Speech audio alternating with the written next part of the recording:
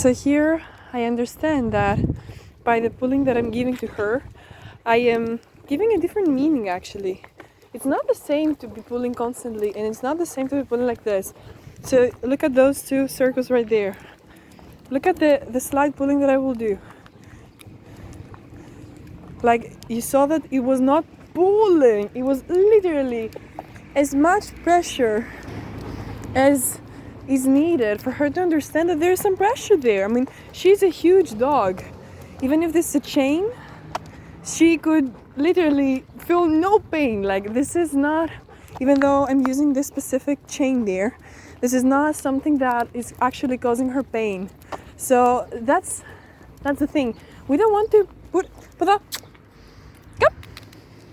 we don't want to give any pressure to her. We don't want to make her feel annoyed or pain. We only want to give her a signal.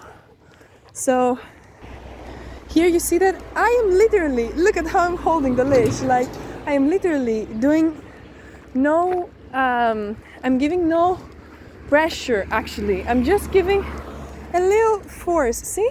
She learns that. And she didn't learn that by this pull, like, or she will be afraid that, whoop, see how slight it is? That's what we want. We don't want her to be pulling that, and that has meaning. Why is she responding to that? Because I have shown her that, look at now. Yeah, sehr good. Now she knew that we would turn. I didn't taught her that by, περιμένε.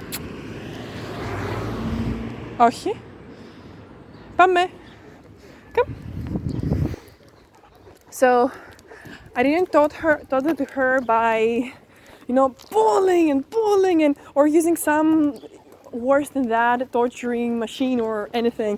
It was a simple technique. I just told her that, hey, you're pulling right now, so we're going on this side. You see how slight it is? I'm trying to give the less amount of pressure needed, because if you all the time put the highest amount of pressure on your dog, if sometimes you actually need the pressure, the dog will be so sensitized to that in the end it wouldn't even pay attention. It wouldn't even mean something for the dog, and you will not be able to control your dog in any way because we use always pressure as anything. When it comes to the dog, only to communicate with the dog. So this is the kind of communication that we want. Even though she is afraid, generally, she is aware of her environment, she's very young, she responds very well. Look at that. You saw? And why is that? This is because this is a meaningful pulling. That's not what came after constantly being like this. Look at that. I mean, now she responds very well because she was used to that. Look at what will happen if you see, I constantly have pulling, but I'm walking, but I'm showing her that means nothing. That means nothing. So she is pulling, and that is the pulling that is training her that it is okay and it's normal, that pulling means nothing other than we are walking. Look at how I am now doing the exact same thing. Look at the pressure that's getting bigger, and she doesn't mind that. And do you see? Even that, she didn't even pay attention to that. So I am training her to ignore the leash because I'm giving the wrong signals through this pressure. If I did the opposite of what we want, I would get the opposite result. So here, for instance, περιμένε. Όχι.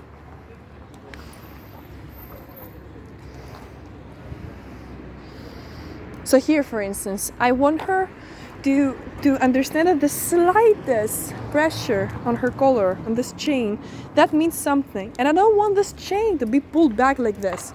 No, that is only when she really has to stop immediately. And even that, this is a very rare case that this chain is being really tight and really pulling her. But όχι. Έλα κορίτσι, let's go. But good. Come. So there, I asked her to turn on the other side because it's very important. We usually don't pay attention to what are the results of what we're asking from the dog.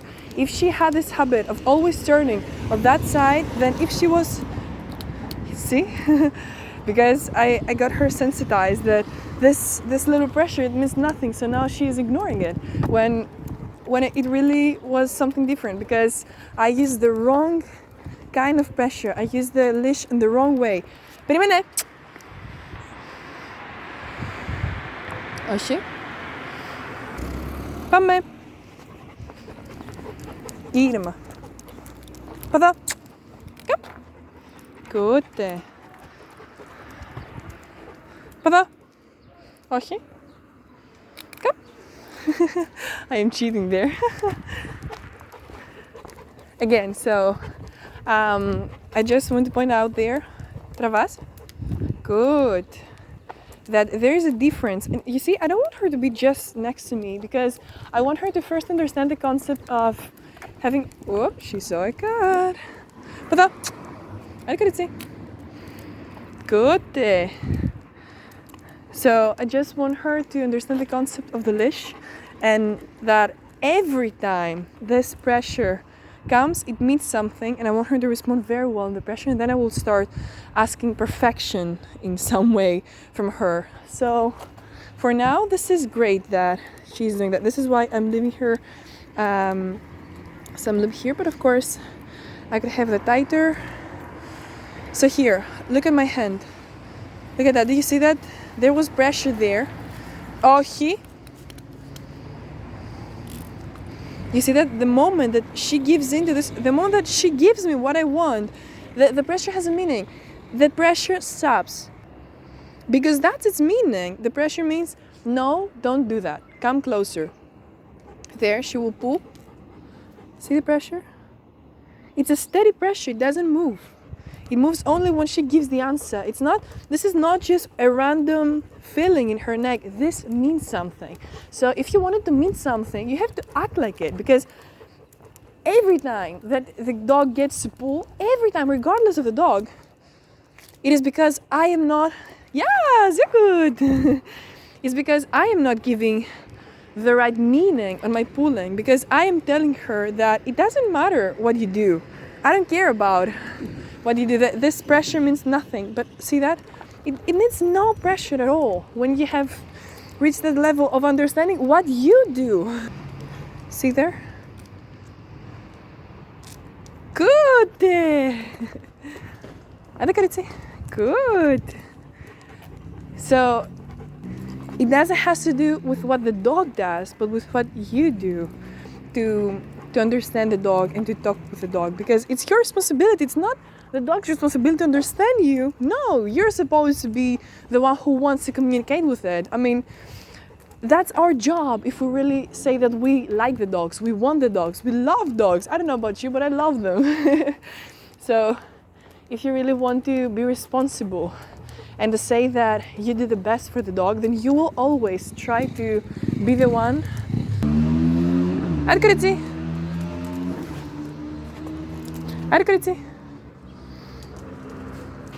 hope that you saw that. You always want to be the one who's reaching out and tries to understand. So it all has to do, good, with what you do to understand the dog and to go with the dog and to communicate with it, because it is an attempt from your side. You have to make yourself the most pleasant experience for the dog. Like, this is a challenge for you. It has nothing to do with the dog. The dog is just helping you by being what it is. You don't ask from it something, really. You're just asking from yourself to understand it better. Because if you understand the dog, then the dog has nothing to do for you.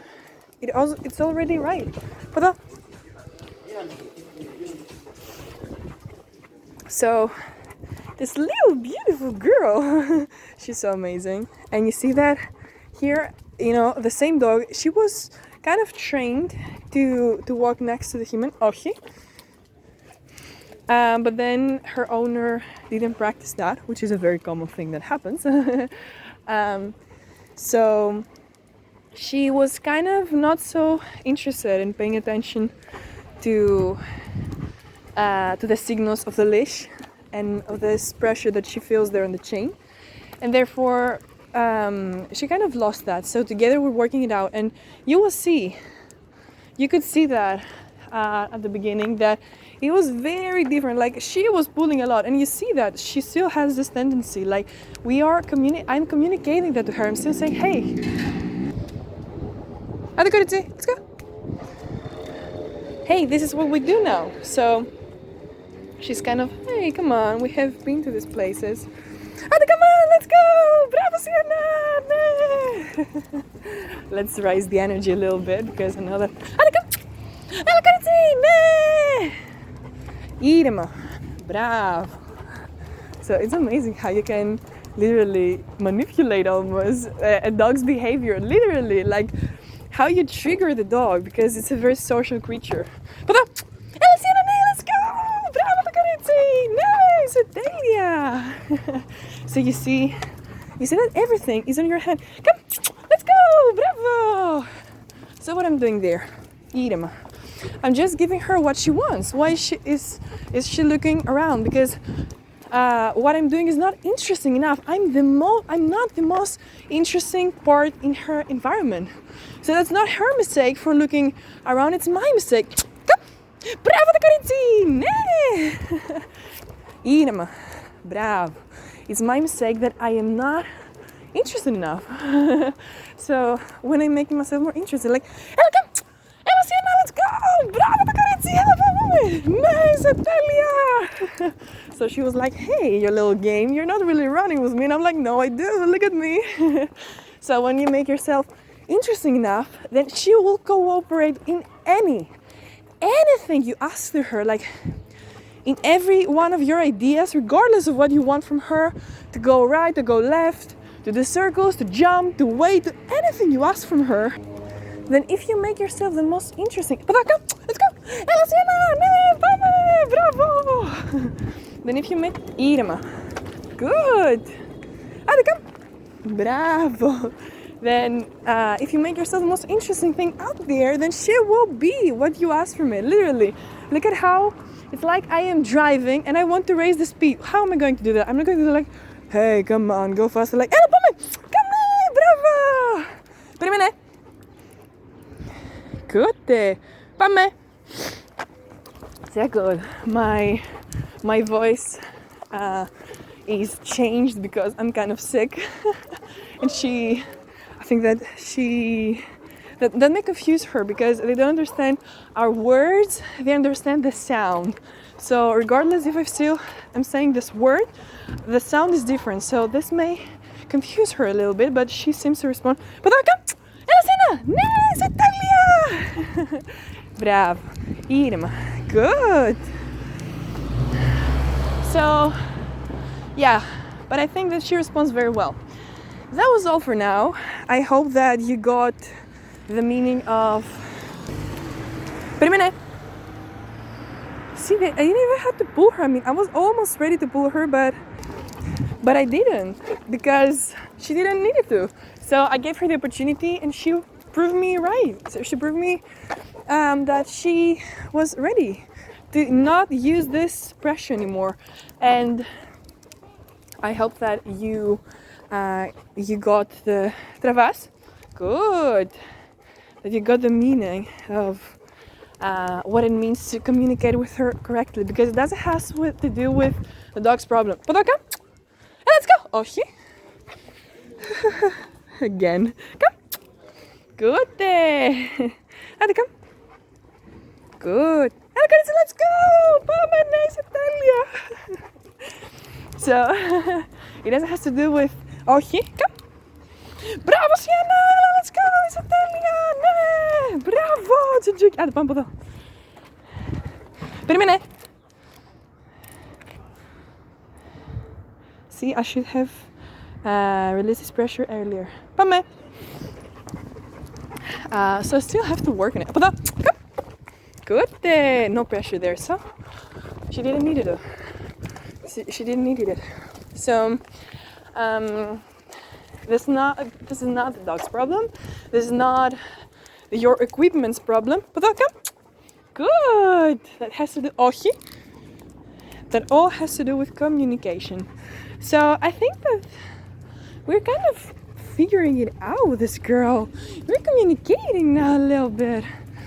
I hope that you understood what is the wrong pressure on the leash, which is getting your dog used to walking in front of you, and the pressure means nothing at all. And what is the right pressure? Good. So to allow you to understand this a little bit better, about the right and the wrong pressure, the right pressure, which is the correct way to use this tool and this technique, which is the leash, it has to do with using as little pressure as possible, like almost no pressure at all. The moment that you don't need that, you don't need any of pressure with the dog, you know that you have reached it. And the wrong pressure, it is like, I don't know, 95% of the people who are using leashes, like most people, they use the wrong pressure. Let's go. Bravo, Carizia, good. Okay, Padaka. Ela cena. Good. Irma. Bravo. So the wrong pressure, as you understood, is this constant pressure. The more pressure you use, the less right you do it.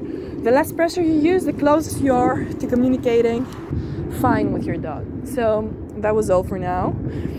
And I hope that you have some nice walks, as we also do. Adker. Bravo. There's a dog on this other side. Good day. Vamos, Sienna. Nice. Super aqui.